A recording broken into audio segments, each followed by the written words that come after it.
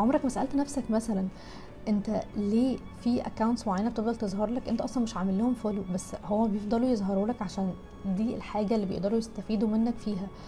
انتباهك ده عليه فلوس، ان انت تكمل الفيديو للاخر عليه فلوس. فكل حاجه انت بتعملها يعني هما بيستغلوك فيها. دي اول بوينت.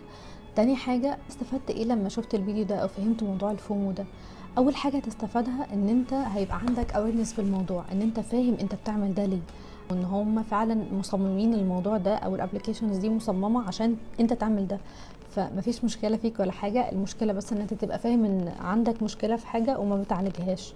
فازاي مثلا ممكن تعالج حاجه زي كده؟ مجرد الاويرنس بس ان هو انت بتعمل ده علشان الابلكيشن دي مصممه بطريقه معينه بتخليك تتسحل فيها، ما بتعرفش تطلع منها. فمجرد ما تبقى انت فاهم ان انا دلوقتي مش عايزه افتح الابلكيشن ده عشان عايزه اعمل حاجه معينه، انا بس حاسس ان في حاجه فايتاني، فبس هتوقف نفسك هنا ان انت خلاص ما